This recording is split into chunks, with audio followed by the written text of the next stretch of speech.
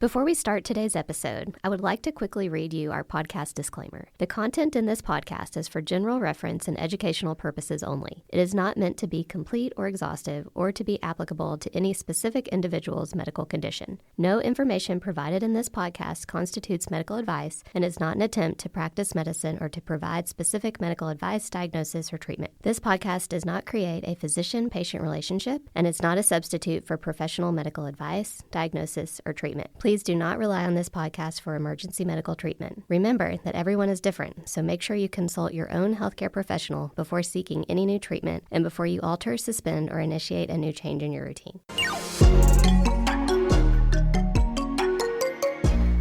Welcome to The Starting Gate. We're your hosts, Dr. Kitty Dotson and Dr. Sarah Sheets, two internal medicine doctors who spent years practicing traditional primary care.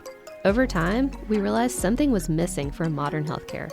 A real understanding of how everyday lifestyle choices impact overall health. We'll help you cut through the noise of the countless health influencers and their conflicting opinions, because no matter who you follow, the basics of lifestyle medicine are at the heart of it all. Welcome back to The Starting Gate. We're your hosts, Dr. Kitty Dotson and Dr. Sarah Sheet. Today is part 3 of our sleep series. In episode 1, we talked more about why sleep is important and how it helps your body on so many different levels. Last week, we talked with clinical sleep psychologist Dr. Ryan Wetzler about circadian rhythms and insomnia and why insomnia is such a struggle for so many people and how to try to combat that. If you do struggle with sleep, please go back and listen to that episode if you haven't. Today, we're excited to start diving into a little bit different aspect of sleep, and that's really what is going on in your brain when you're sleeping and how is that affecting things like memory and learning. We're so excited because we have Dr. Lauren Whitehurst. She has received her PhD in psychology and is currently an assistant professor in the Department of Psychology at the University of Kentucky. She is also core faculty in the Center for Health Engagement and Transformation and affiliated faculty in the Department of African American and African Studies at the University of Kentucky. She has many publications and is an active researcher working to define good sleep and how we can leverage it to support healthy cognition and combat cognitive disease and decline.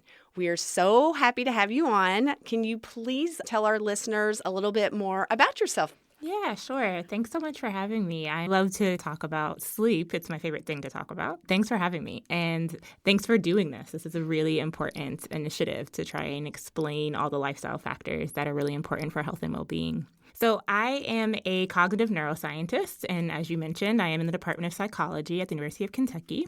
And my research is really driven by trying to better understand how sleep helps us think, learn, and remember better on a day-to-day basis, and how lack of sleep can actually set our bodies up for decline over the lifespan. So not getting sleep at any stage of life is not great for your next day, but accumulated poor sleep can really set you up for disease and pathology as you age. And so trying to understand that, trying to understand the intersections between sleep and other types of lifestyle behaviors, sleep and health outcomes at various stages is really what I do. So what was it when you were studying psychology that made you really fall in love with studying sleep? It's hard not to fall in love once you, just taking a sleep course will make you fall in love with studying sleep. But I think for me personally, it was that I was really interested in health disparity. Why do some people have a health risk that other people don't? Why is it disproportionately so that certain groups of people have higher incidence of diabetes than others? And what drove me to really understand and think about sleep as maybe an answer to that question. So it started out with a why, and then what drove me to think about sleep as an answer to that question is that for a lot of these things, the work that I do is thinking about cognitive decline, Alzheimer's disease across the lifespan. But there's risk factors for that, like diabetes and high blood pressure and immune differences and immune risk. And so thinking about what is one of the common denominators for all of those things, 10, 15, maybe sometimes even 20 years later, sleep was disturbed. And so that was like, wait, so all of these people, all of these different disease conditions can be traced back to poor sleep, or poor sleep in some way, shape, or form is a part of the symptomology of these disease conditions. That was just, it was like, I like the question why, and I kept coming up with sleep.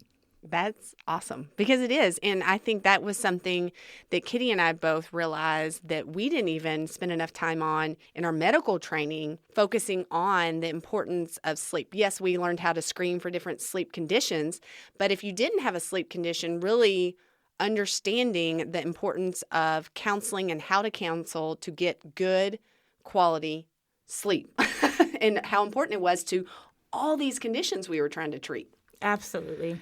So to get us started, we would just like to review the different sleep stages. And I think this is something that has gained a lot more popularity because of things like Oura rings or sleep trackers in general that people now are exposed to. Could you walk through the stages of sleep and what's going on in their brain during those stages?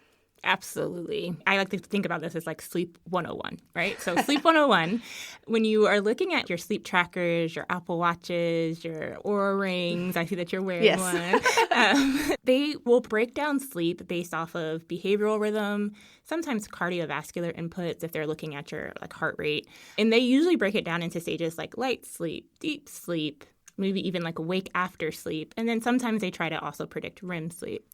And though that tracking information is based off of, again, movement on your wrist, how active you are, the light in your environment, if you have lights on or off, and also the algorithm includes sometimes things like heart rate. In our lab, we understand sleep stages quite differently. So sleep is really something that is of the brain. It's of the body as well. Your body goes through very specific and dynamic changes when it falls asleep. But we really characterize sleep from looking at neural rhythms. So how are the neurons in your brain communicating differently at different states of consciousness? And so for sleep, it's a stage of consciousness that is really detailed by the kind of slowing of neural communication. So neurons are these cells in your brain that fire and electrical signals to communicate with each other. And they will slow down how often they're doing that. Certain parts of the brain will slow down how often they're doing that as you start to transition into sleep.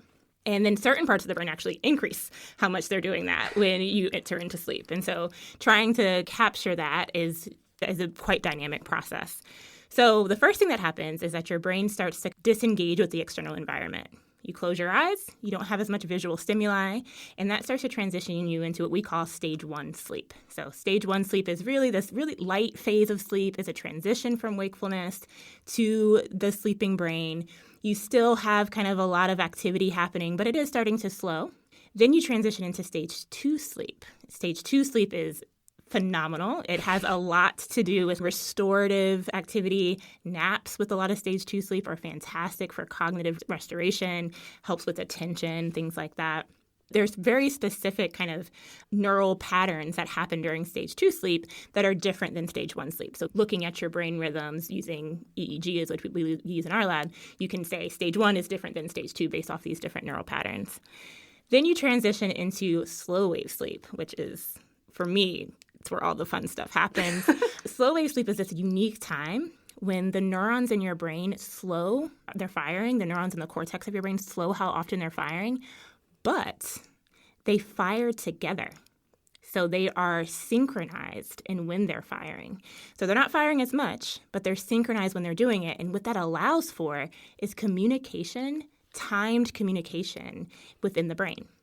That's super important when you think about all of the things that you learn throughout the day that needs to be integrated, right? Integrated with each other. And so this time of slow wave sleep allows your brain to integrate information together, to hold it down, right? Like we think about slow wave sleep as really important for this thing called memory consolidation or the stabilization of the learning that you've done throughout the day. And so slow wave sleep is like the rock star. Other things about slow wave sleep that are really cool is like it's the highest amount of human growth hormone in the 24-hour day.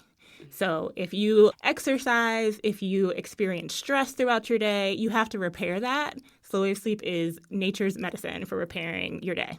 Then you transition into rapid eye movement sleep, which is the rock star of all sleep. Rapid eye movement sleep is actually how we discovered that your brain is still doing a lot while you're sleeping. And so during rapid eye movement sleep, you have these kind of stereotypic rapid eye movements where your eyes are having these phasic movements back and forth.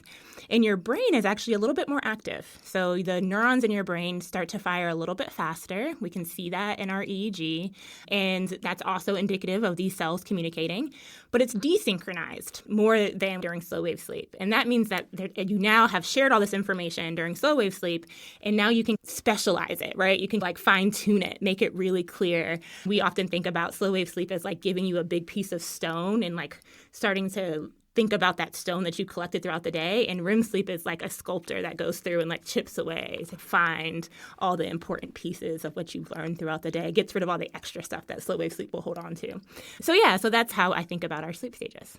And just to clarify for some of our listeners, when we talk about deep sleep, which of those that you were speaking about is deep sleep? Yeah, so deep sleep in our lab, I would consider deep sleep slow wave sleep or rapid eye movement sleep. Okay. And your kind of Fitbit devices, your wearables, they often will conflate stage 2 and slow wave sleep together sometimes. So you'll end up with kind of a mixture if you're looking at your wearables where you'll have both stage 2 sleep and slow wave sleep and that deep sleep. Sarah, what does your Oura Ring say when you look at it? It uses deep sleep in that comment. So it's mixing stage 2 and stage 3 together. Often. So we cycle through these stages throughout the night. And how do those cycles change as the night goes on? And how does that impact us? Such a good question. Yes, we cycle through our sleep stages throughout the night. So there's these two things that really govern our sleep. One is our circadian rhythm. That's just the kind of timeliness of our body and our environment. We as humans are people who sleep at night. So when the sun is up, we have hormones that are going to suppress our ability or desire to sleep.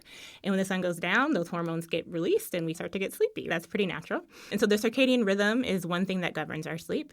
The other thing that governs it is just our desire to go back to sleep. So we call it our sleep homeostat. And that's basically from the time that you wake up, it just ticks up in a linear way until you go back to sleep. And once you go back to sleep, you satiate that drive and you're good to go.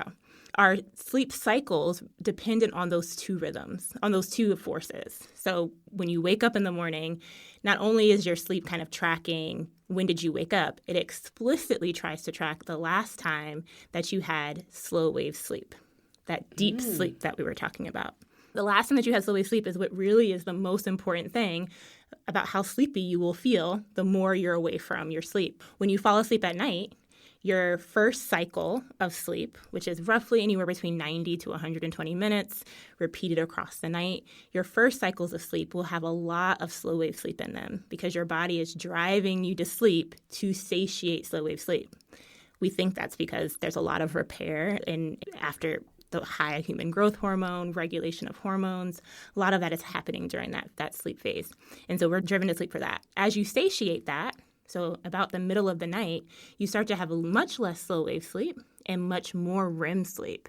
And REM sleep is also governed by a series of hormones as well as time of day. And so the early morning cycles, again, 90 to 120 minutes, will have a lot more rapid eye movement sleep. This might be why you remember some vivid dreams, because REM sleep is a place where we have really vivid dreams.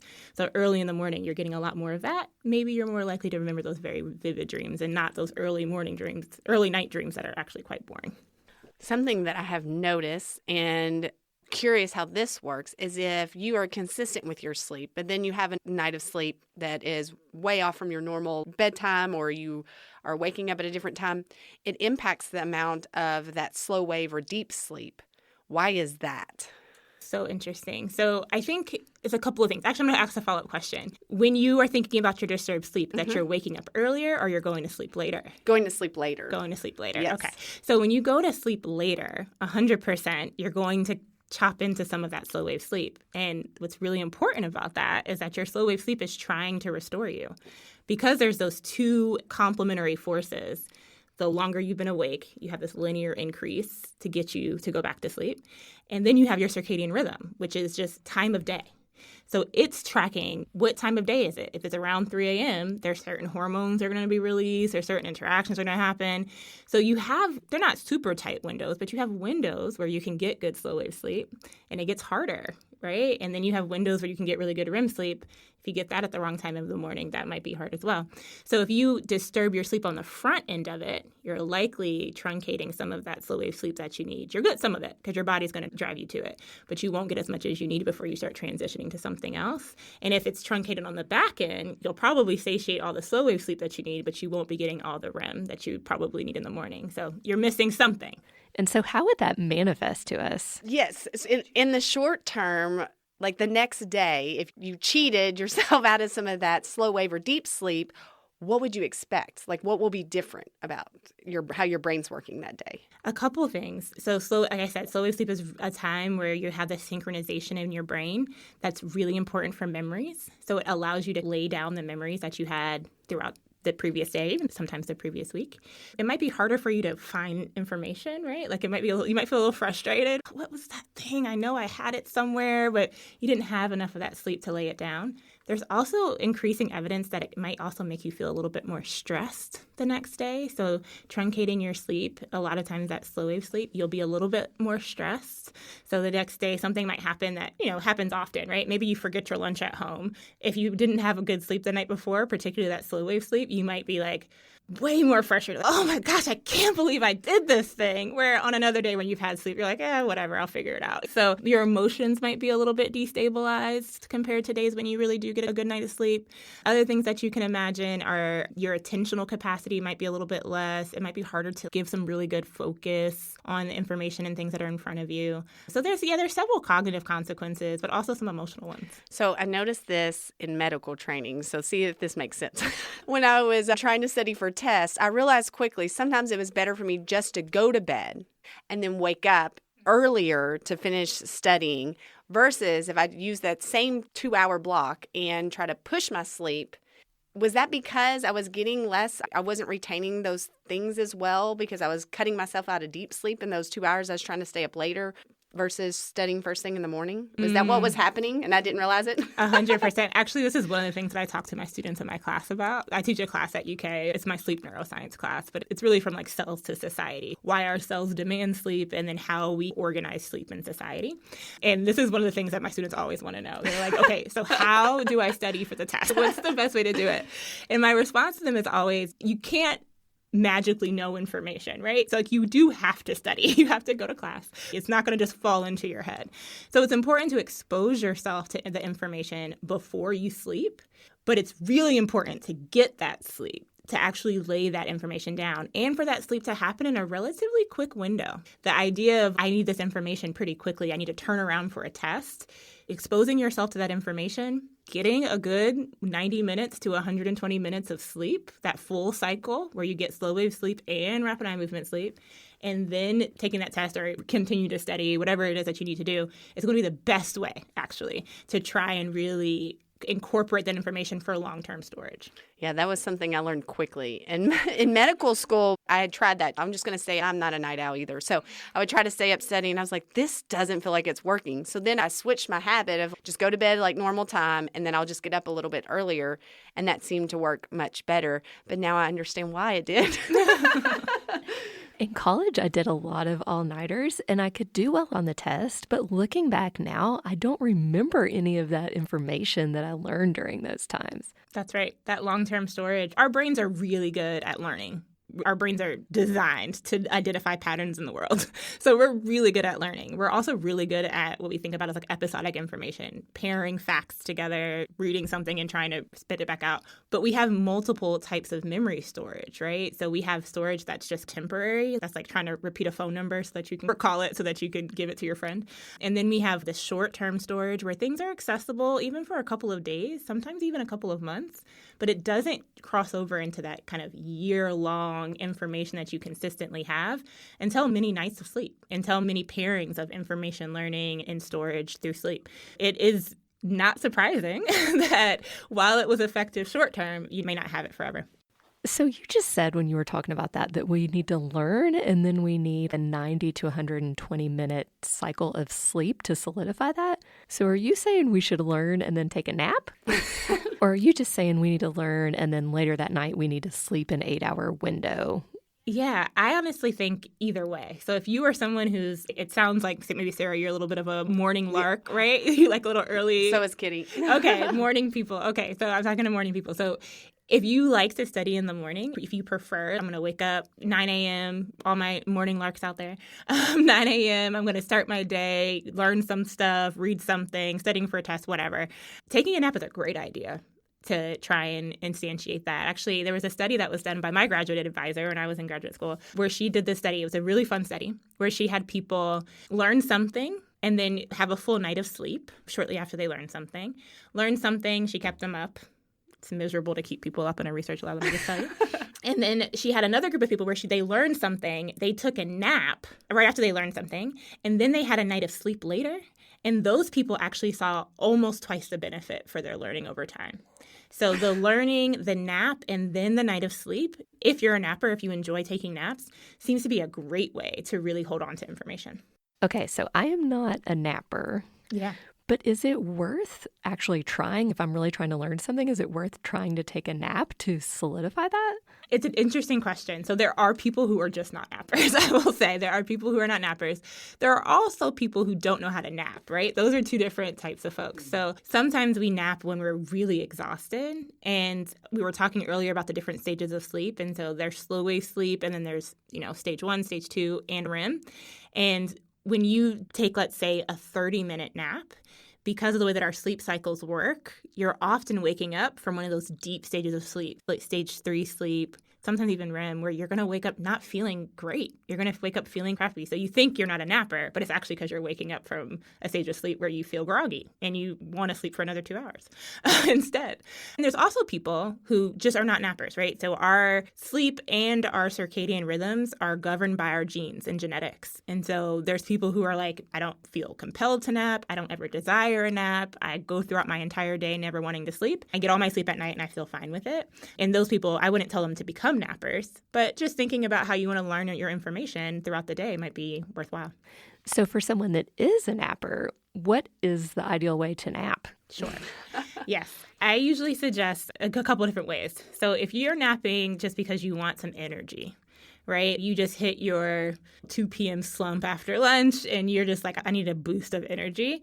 I would suggest a 20-minute nap where you are just purely getting a little bit of stage 1 sleep and a little bit of stage 2 sleep. That's going to give you a nice boost of attentional capacity when you wake up. And those 20-minute naps, some people pair them with caffeine. The caffeine nap, it's a pretty common nap in the world.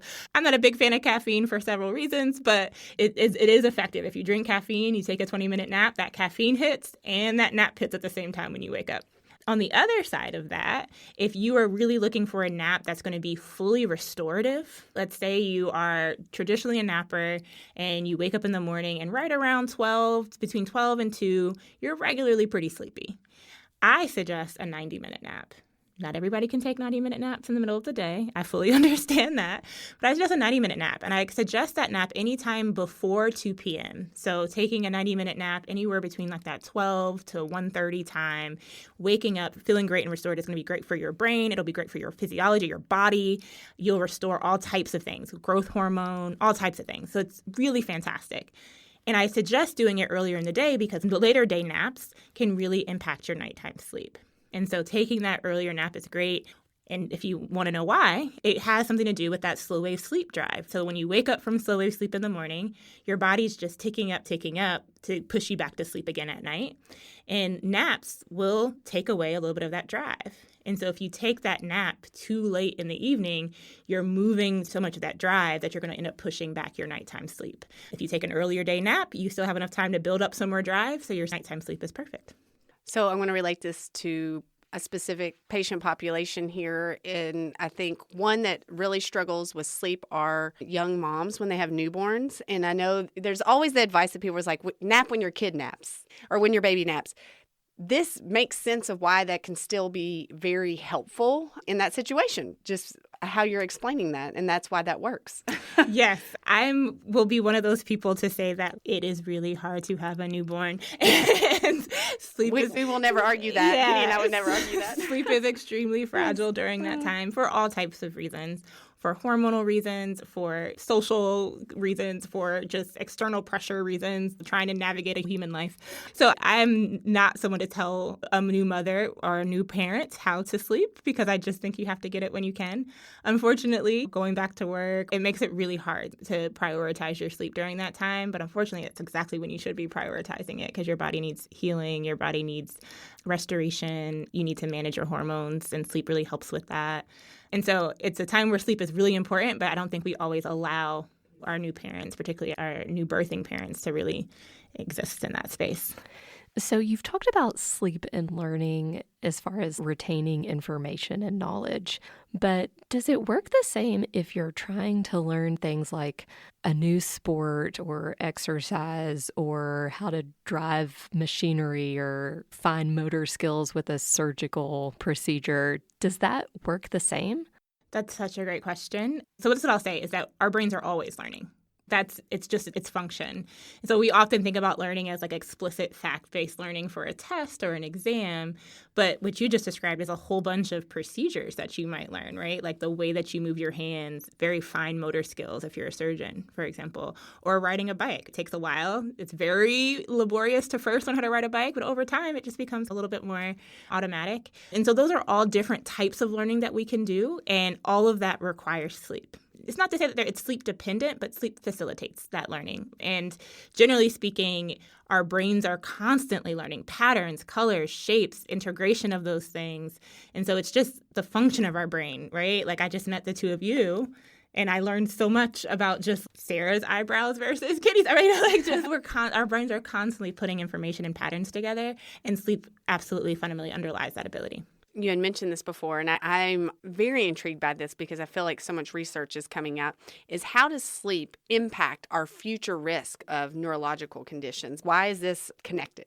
It goes right back to what we were just talking about, the learning piece. Our brains, our neurons, and even other aspects of our central nervous system are fundamentally designed to help us navigate the world, right? They're constantly trying to push us towards adaptive responses. And so the ways our neurons communicate with each other, how they communicate, is so critical to like us as human beings.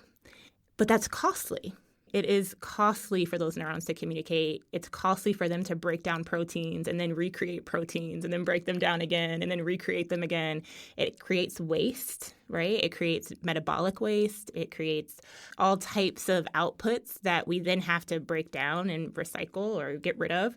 Neurotransmitters, the things that our neurons use to communicate with each other, are chemicals that we have to create. We have to build them in our brains and then break them down again. We have to synthesize them. Our DNA is involved in that process. And so there's so much of that is processing. And that across the lifespan, it's a lot of work that our central nervous system is doing.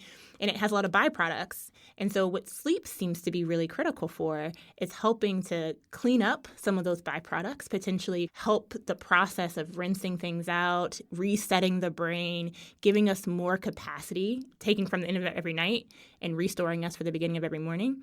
And also across the lifespan, getting good sleep, it's an accumulation process, right? So when you don't get enough, you don't have enough of the resources to do that. Sleep provides additional resources that you can't really do while you're awake because you're doing all this, you're so busy breaking down and creating and breaking down and creating, it's really hard to restore.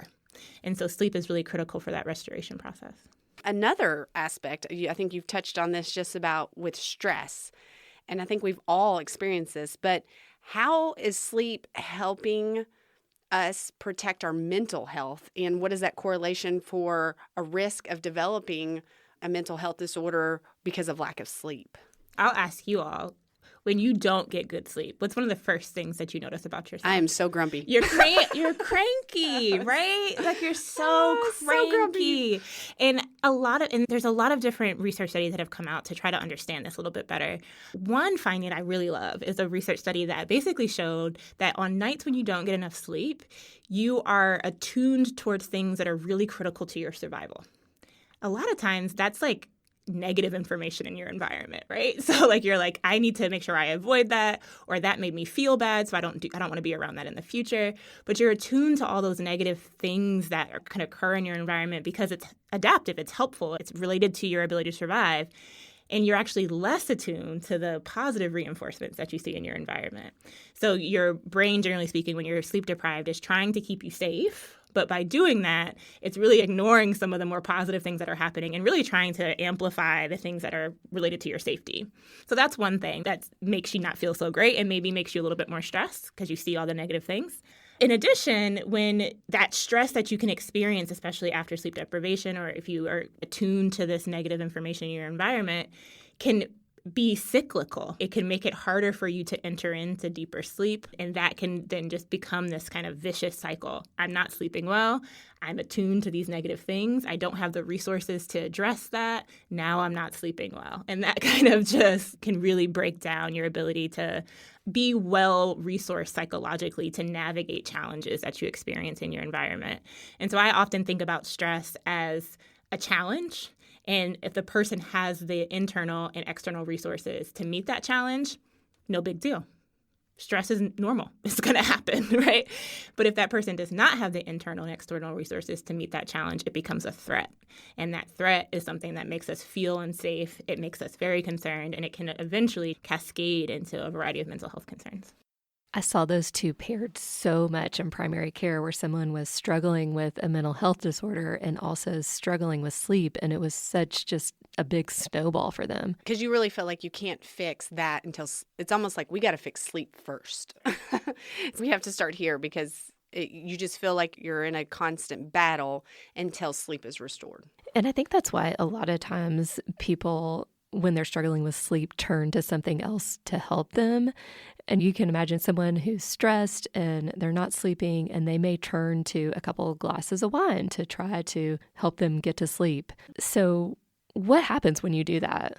It is so common. Honestly, I feel like we all went through COVID together, right? We all experienced we that. saw what happened. Right? And so I think it was a challenge, right? Like this idea of existential threat. I don't even know what to do. And I'm stressed and I don't know what to do. So I turn to something that by every intents and purposes would make me feel less stressed. So let's say you pick up a glass of wine or you make yourself a cocktail. There's a couple of things that happen there. Those substances in and of themselves impact our brains. They impact our reward systems in our brain. So they become rewarding. So it could potentially cycle you to addiction. On the other hand, those substances also impact the same systems that regulate our sleep. So we were talking about this kind of buildup across the day that allows you to fall back asleep at night, and that's tracking slow wave sleep. One of the neurotransmitters in our brain that are really important for slow wave sleep is this neurotransmitter called GABA, G-A-B-A. It's an inhibitory neurotransmitter. It basically is the thing that kind of turns things off when they're too loud in our brain. And it's one of the most important processes that our brains do is die down things. And so alcohol impacts GABA. It releases GABA. And so when you drink alcohol at night, you very well might fall asleep faster. But it's the increase of GABA in the brain at the time is going to make you fall asleep faster. But eventually it will settle down. The GABA will release itself. And then you will wake up more quickly than if it was a natural kind of going to sleep process and you had a natural kind of amount of GABA in the brain. So the excess GABA in the brain makes you fall asleep faster, but it also breaks down over time. And then you end up waking up at 2:30, 3 o'clock in the morning, like, oh my gosh, now I can't fall back asleep. And that's actually really common. You use alcohol to fall asleep, but then you wake up halfway through the night and it's hard to get back to sleep. I've experienced that. And I think that is pretty spot on what happens. Okay, so I want to make sure I understand. So if you wake up at that 2:30 mark and you can't get back to sleep, is that because your GABA is lower than it would be at baseline? And that's why you can't get back to sleep? Yeah, because you are, just like every other neurotransmitter, you create the things that break that stuff down too. So when you release neurotransmitter in your body, you have to release it, you build it, you create it to release it, but you also create and build the things that help break it down and make sure that it doesn't stay around in the brain forever. When your body's like on overdrive saying, oh, we got a lot of GABA, let's build a whole bunch to break it down. That's like similar to like you have a wound and you send a whole bunch of cytokines to that wound. The same thing is happening in your brain. It's okay, let's break down this GABA, break down this GABA, break that, and you break it all the way down, such that when you wake up at 3 o'clock in the morning, it's going to be a whole process to build that GABA back up again. Now, does alcohol specifically impact how your sleep cycles are working as well? Yes. So again, that like falling asleep quicker happens definitely with alcohol. That middle of the night wake up also happens.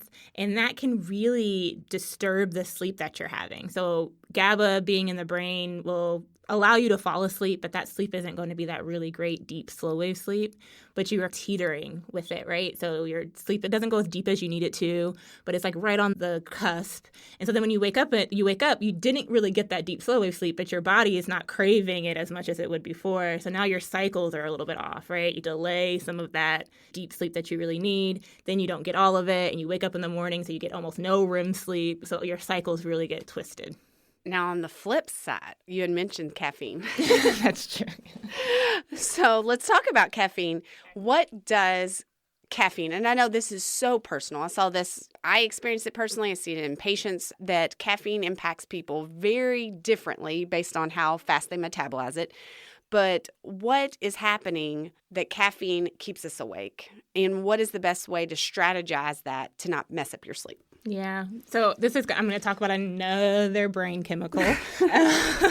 So caffeine impacts another chemical that also is related to our sleep. This chemical is called adenosine. And so caffeine is what we call an adenosine blocker. And so what does that mean? It means that adenosine is this natural chemical that kind of builds up in our brain across the day. It's really highly correlated with how much sleep we need. So the more adenosine you build up in your brain, the more likely it is that you need sleep. Caffeine blocks that adenosine. So, in essence, it makes you feel less sleepy. It's blocking the buildup of that adenosine. And it does a good job of it. It's not even a bad adenosine blocker. It's a pretty good one. But that's going to change that natural sleep cycle that you want. Caffeine also is one of those drugs that has a half-life of about 3 hours. So if you drink caffeine at 9 in the morning, half of that caffeine is still in your body 3 hours later. 6 hours later, you still have half of that amount in your body. 9 hours later, you still have half of that amount in your body. You're getting really close to bedtime now, right? And so even drinking caffeine in the morning, it can still hang around for quite a bit of time. And so that is another thing, that it's the natural kind of chemicals that you have in your body are affected by this exogenous caffeine throughout almost the entire day. And so that's a big deal. I think caffeine is one of those drugs that over 90% of Americans drink caffeine. It's super ubiquitous, but it does have a really important impact on our sleep. Because you want your adenosine high when it's time to go to bed. So that's when you've basically got to experiment with yourself and figure out when do you need to cut your caffeine off so that you're able to go to sleep when it's actually time that you want to. That's right. I really suggest not drinking caffeine after noon. If you're still drinking caffeine after noon, you probably also are going to raise your hand if I ask you if you have sleep problems. I have a question here. There are people that I have, especially in healthcare, watched people drinking coffee at dinner. How are they able to pull it off and still fall asleep? I would love to see their brain while they were sleeping. No, I think we habituate. I think there's some habituation behaviorally, which basically means that you can get used to some of it. But there are physiological limits. A lot of caffeine in your body, you can't really get around the fact that it's going to impact your sleep. You can do it and you can feel okay, but I guess one of the questions would be maybe they're still able to fall asleep, but that doesn't necessarily mean that it's not impacting their quality of sleep. Absolutely. So those sleep cycles could be impacted. How much sleep they get in each of those cycles could be impacted. Also, their brain waves, like we were talking about, there's this kind of slowing of the cells while you're sleeping, the slowing of their rhythm of neural firing while you're sleeping. That can be that baseline firing rate can change, which means the depth of sleep would be impacted. So there's definitely a variety of things. And also, when you drink something like caffeine and you build up or have these kind of byproducts, it's metabolically costly to then break it down. And so now you have to create the things that break down that. It's similar to eating a meal late at night. You have to break down that food that also impacts your sleep. Last thing on caffeine here. There's also been a trend of trying to push not having your caffeine when you wake up first thing in the morning, but almost delaying it slightly to optimize it. Is that because of different things that are going on hormonally, or can you explain that to our listeners? I'm not aware of that trend, but it does make sense. So, early in the morning, you have a whole bunch of things that are going to rise, like your cortisol rises early in the morning, and that's aligned with waking you up. We often think about cortisol as a stress hormone, but it's actually a biologically relevant hormone that says, wake up, get up and start your day. Here are some resources. It helps, it helps you release norepinephrine, epinephrine, adrenaline is what we think about it sometimes as. And so in the morning, you have a lot of that, because your circadian rhythm provides that for you. And so if you are drinking caffeine with that, it's probably not going to give you a big boost. Later in the day, as that stuff starts to wear down and break down, it makes sense to have a little bit of a boost. Again, if that's afternoon, you can also imagine it might impact your sleep. And I don't even know how much caffeine is in these big cans of energy drinks people are drinking. So if you are someone that drinks those, you need to make sure you're paying attention to that and seeing if it's affecting your sleep. Absolutely. Our body works off of chemicals. So much of it is chemical interactions and breakdowns of chemicals over time. The reason why drugs work is because they interact with our naturally occurring chemicals. So you have cycles in that. All sizes of coffee aren't the same. All shots of coffee aren't the same. Espresso shots aren't the same. So yeah, how much of that chemical you're ingesting and how much that's going to impact your brain and your body is definitely something to pay attention to. Another drug to talk about is nicotine. We think about it just with cigarettes, but people use nicotine in different forms today. How does nicotine come in to play when we're talking about sleep? Honestly, nicotine is probably one of the things that can really have a strong impact on your sleep. Another chemical, all sleep is chemicals. So one of the other chemicals that changes in your brain while you're sleeping is this chemical called acetylcholine. And so acetylcholine is really high. It's actually at its highest in REM sleep, rapid eye movement sleep. And so our brain is processing and creating a ton of it. And acetylcholine is also one of the types of neurotransmitters that nicotine binds to. So when you smoke nicotine, it binds to acetylcholine. And so this could really disturb your sleep more broadly, but it has some specific impacts for your REM sleep. Yeah, and a lot of people are using these nicotine pouches these days to help with just being more alert and awake during the day. And I just wonder what that is doing to sleep. I think the best way that I can think about something like that, a trend like that, is that our brains are the same, regardless if we're awake or if we're sleeping. So we have the same brain. So what happens in the wake when your waking self is going to impact your sleeping self. And so if you are drinking a lot of chemicals or caffeine, nicotine, alcohol, things that we have very easy access to, your sleeping brain is going to often take the consequence of that. And then that is going to impact your waking brain the next day. And so trying to be really thoughtful about the interaction between these two, prioritizing your sleeping brain as much as you prioritize your waking brain. Because when I hear a trend like that, it suggests people are prioritizing their waking self over their sleeping self. And in my world, I try to say they're both equally important. Not one is more important than the other. So if you can value both of yourselves, both of those selves, both of those versions of yourself in the full day, it really might help you manage those types of inclinations. I love that. Yeah, I'm just writing that down. I was like, that's great. So another bucket, many times patients are struggling with sleep and they will go to their doctor and ask for sleep aids to help them. And we know that most of the recommendations are only to use those for very short periods of time. Why is that? What is the harm that is occurring with people's sleep by using some of these prescription sleep aids for a longer course? It's something that I think we haven't been as careful about in biomedical science more broadly. Many of the drugs that we put through very rigorous clinical trials and we establish safety and we really have clear understanding of how they work, a lot of times they're really established for short-term use. This is a similar story within that kind of depression and mood stabilizers, is that we've always thought about them in a 3-month, 6-month cycle, not lifelong use. And so I think with sleep aids particularly, if you're having an acute sleep concern, if you've suffered a loss of a family member that has triggered insomnia, if you are caregiving and you're having consistent nighttime awakenings, I can imagine it would be really helpful to have a tool, use it as a utility to help support that. And that's why we have primary care physicians and other types of providers to help support that. But really being clear, understanding what the implications are is valuable.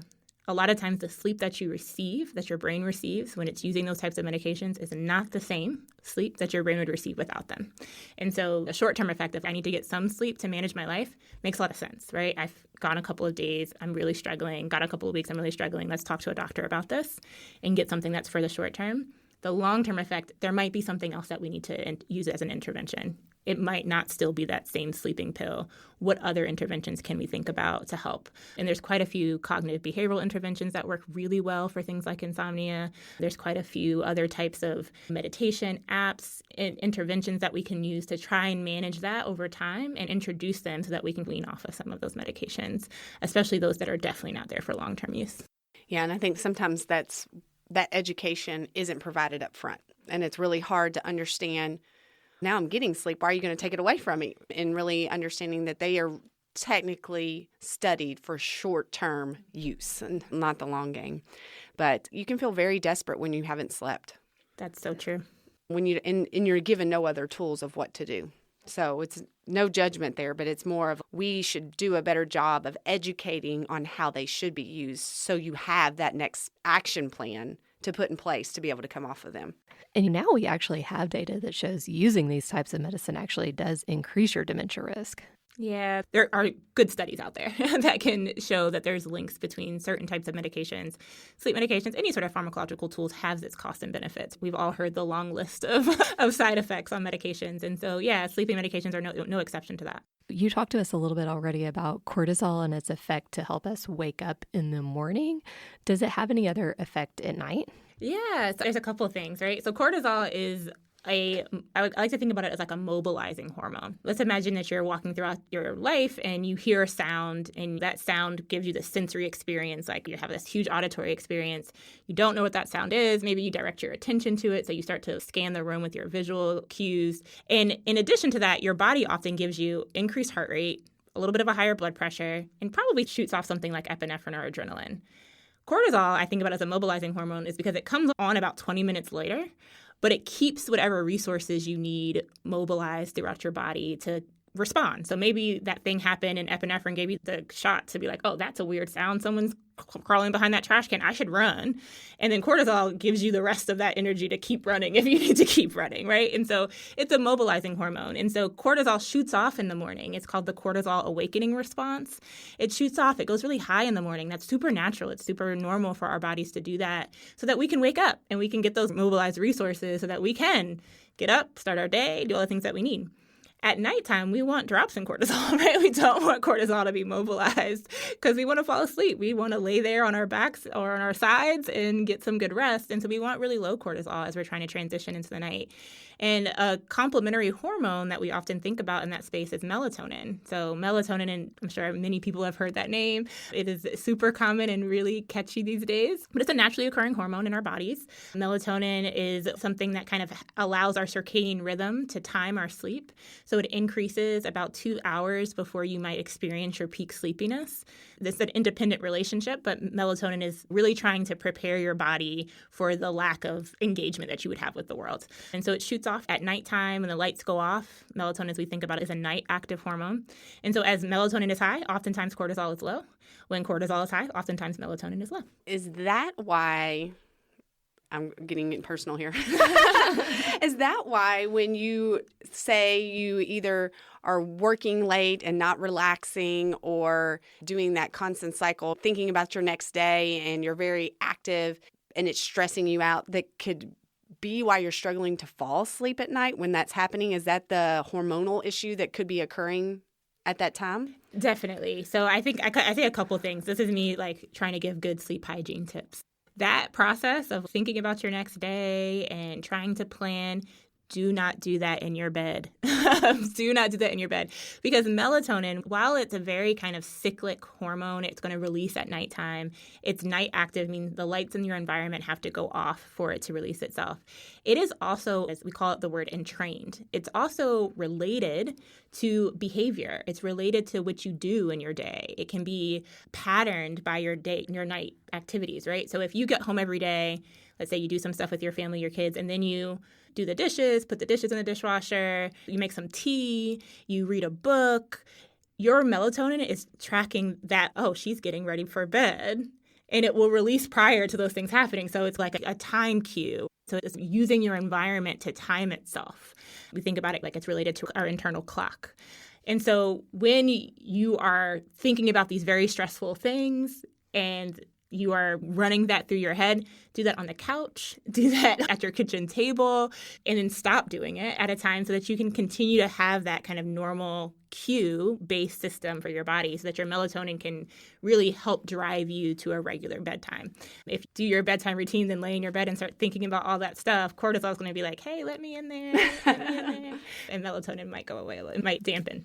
I have seen that help me specifically, because that was something that drove my insomnia significantly, was trying to wait and think about all those things once I got in bed. And that having those conversations, trying to figure out the next day, and then starting a wind down routine, it was like a game changer. Sarah can't resist a chance to mention her wind down routine. I am obsessed with that because it made such an impact in my life, and it's just always so cool to hear why it works, because it makes you feel like, okay, I didn't make this up. There's actually science behind it. Yes. I usually always say work your stress out, not in your bed. Anywhere but your bed. Yes. Anywhere but where you sleep. Work it out on the kitchen table, anywhere else. No, that's great. Something else that I feel like we are hearing more and more about because of menopause and perimenopause, we're just becoming more educated on the impacts it has on women. What impact does estrogen and progesterone and testosterone have, those sex hormones, on your sleep? Yeah, we're still learning so much about this.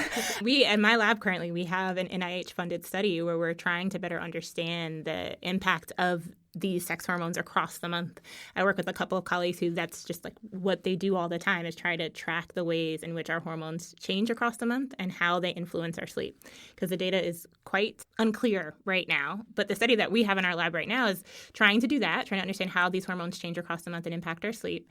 But in addition, trying to see if you expose yourself to alcohol at certain times of the month when these hormones are cycling, how does that impact your sleep? Going back to our earlier conversation of alcohol has these very specific effects on our sleep, what happens when you throw in the sex hormones into that conversation, and why might it be different for men and women? And so just generally speaking, we know that throughout the month, we have this kind of rising estrogen right after menses that kind of peaks right around when you will ovulate.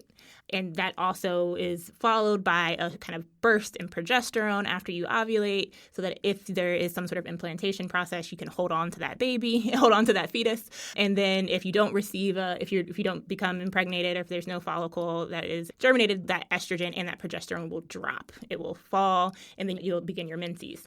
And so that kind of high hormone phase with high estrogen right before ovulation, that seems to be a pretty good time for sleep. It seems to be a decent time for sleep. There's some complaints around that time with your body temperature being a little bit high, but generally speaking, it seems to be okay. And then as those hormones drop right before menses, often what we think about is like our premenstrual time or PMS symptoms. That seems to be a really hard time for our sleep. So both of those hormones, whatever it might be, us trying to process those really large hormones that take a lot of time to create, and also take a lot of time to break down, that makes sleep challenging because it's very metabolically costly to break those hormones down. It might also be just the absence of those hormones are impacting the brain areas that they usually are really highly present in. They're not going away. They're not zeroed, but they're not as high as they are. And maybe melatonin is highly related to estrogen, so it might have something to do with the timing of our sleep. It also might just be individually between women. It might also be like some people have really high rises and really steep drops. And so maybe it's just about the high rise and the steep drop that can give us some challenging sleep concerns around that kind of pre-menses time.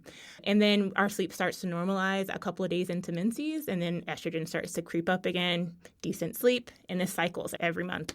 We're still trying to figure out how it impacts our sleep stages, because most of the data that we have up to this point has been how we feel about our sleep, which is very important.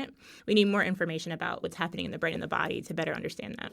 Yeah, just thinking about how you're explaining the cycles, it makes sense also why women in the perimenopause and menopause stage, perimenopause, when your hormones are going up, down, they're all over the place. No wonder your sleep is confused. So challenging. Like that makes sense. And then you hit menopause and have very little estrogen. There's probably a connection there as well. Hot flashes obviously impact sleep, but there's also other things going on with our sleep. So I'm so glad that people are researching this. This is great. So another thing that is a hot topic in social media is activating the vagus nerve and the parasympathetic nervous system. Do you have any recommendations about that? Is that important for us to be doing, and how should we do it? We actually just wrapped up a study that was looking at vagal nerve stimulation during sleep on our ability to sleep, so that what our sleep actually looked like physiologically, as well as how we feel about our sleep.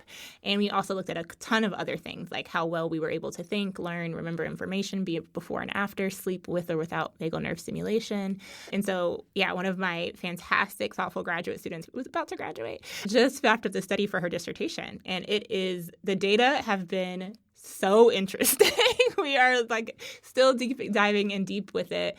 So existing studies have suggested that in individuals who have sleep concerns, vagal nerve stimulation throughout the day, let's say 15, 20 minutes of stimulation, can help to make your sleep feel better. It could also increase things like sleep efficiency and make sleep a little bit more consolidated. It also has some specific impacts on rapid eye movement sleep and on slow wave sleep. And so those studies suggested, okay, yeah, maybe this looks good. This study I'm specifically thinking about was in a population of veterans who had PTSD and some pretty disturbed sleep. That's some of the existing research. In our lab, we were really interested in looking at this kind of in like healthy adults who did not have any particular medical or mental health concerns. And what does it look like when you stimulate their vagus nerve while they're sleeping? So not during the day, 15, 20 minutes before, but during their sleep itself. And we found that it might not be great. So we put that together with other studies that suggest that stimulating during the day, activating your vagus nerve while you're in the world taking information, increasing your parasympathetic nervous system in that timeline during that process, that might be okay for your sleep, particularly if you already are experiencing sleep disturbances. Healthy adults who are sleeping with vagal nerve stimulation during sleep, maybe not. It didn't hurt their sleep like drastically, but particularly for our male participants who were in our study, the men in our study, they actually received less slow wave sleep when we stimulated during the nighttime. It didn't impact our female participants nearly as much as it did our men. And how were you stimulating it? So there's a couple of different devices that have been FDA approved, and this device actually was EU approved. So it was approved in the European Union, and you can stimulate it just directly through your ear. So you have these, what we call it, vagal afferents, which means that they are nerve fibers that are sending information to the brain. And so you can tap into the vagus nerve via this ear, and it's through the skin. So it's a transcutaneous vagal nerve stimulator. That's what we use in our lab. Yeah, I've seen some articles about trying to develop these for at-home use, and that does give me some pause. Yeah, you want to really think about how, when our bodies are these physiological systems and they're all communicating at different times. And so stimulating during sleep when you already have quite a bit of parasympathetic nervous system activity. Sleep, one of the things that happens during sleep is your parasympathetic nervous system is more dominant than your sympathetic nervous system. That happens during slow wave sleep uniquely. And so you might not need it then. If you are someone who's having really disturbed sleep or has a parasympathetic nervous system deficit particularly, we didn't conduct studies in that population. So there might be some new findings that's an opportunity, I think, a research opportunity. May not need to optimize those that are already doing okay, but maybe what can help someone who's not working. So that makes sense. Yeah, and I think there's a difference in trying to activate a nerve from a actual nerve stimulator versus other ways. Like I've recently been trying yoga nidra, and I really like it. I feel like it helps me really be able to relax and more easily fall asleep. So I wonder if there's a difference in stimulating it that way as opposed to the actual nerve itself. 100%. So I think there's two things to that. It sounds like your contemplative practice is working. In a pilot study, before the study that I just said that we just finished, we had participants at home use a vagal nerve stimulator for about 15 minutes before they went to sleep. And we looked at their data using similar to an Apple Watch, like a high-grade research tracker. And we actually did see sleep improvement when it's before sleep. And these were healthy participants, healthy without medical or mental health concerns. And so that is a suggestion that it might be, again, our waking brain impacts our sleeping brain, and our sleeping brain impacts our waking brain. So it might be something about how your waking brain is actually preparing you for sleep, doing things that engage your parasympathetic nervous system, engage the vagus nerve before you fall asleep, might actually help facilitate sleep.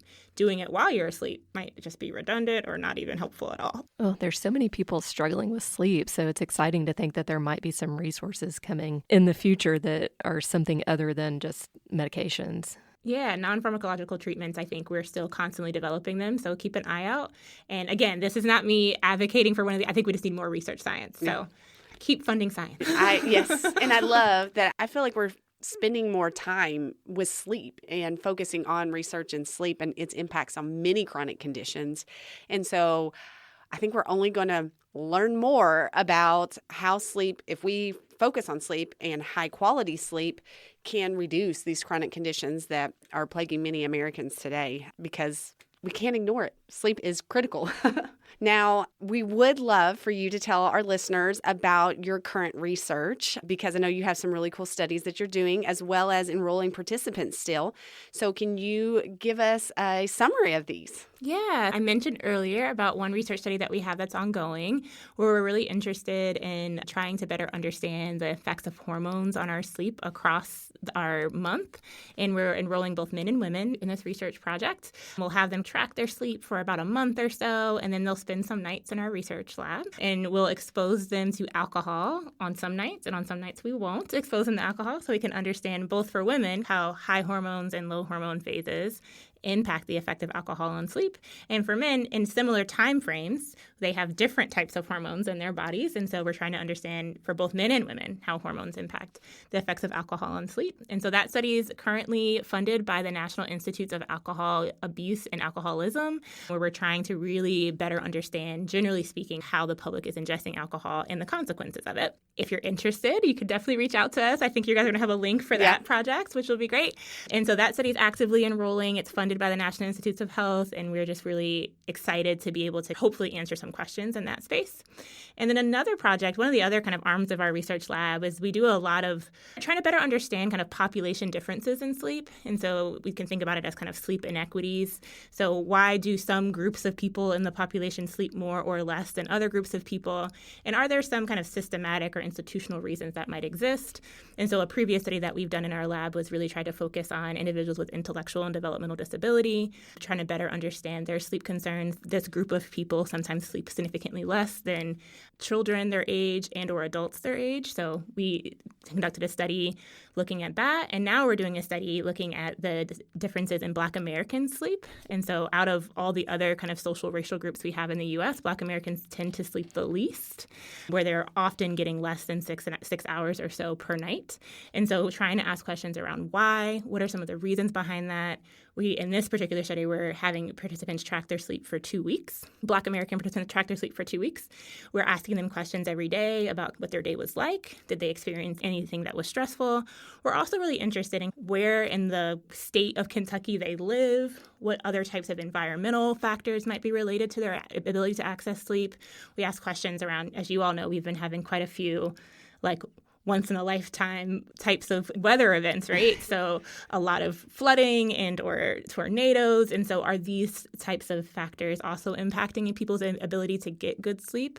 Being transient, obviously, as a result of these types of things could really be important. So trying to think about all the various factors. And so that study is going on right now. We're still collecting data through the summer for that project, although it is wrapping up. So if you're interested, please reach out. And hopefully looking at this on a population basis, you can figure out some ways to help people reduce risk factors for other health conditions too. Yeah, I think that's exactly right. And I think one of the things that we often ask in that line of research around kind of sleep inequities, is there something that's systemic that we can address that would help fix sleep for all types of people? So if we know that there's certain neighborhoods that have lights on at night, light at night since 2007, the World Health Organization has considered it a carcinogen.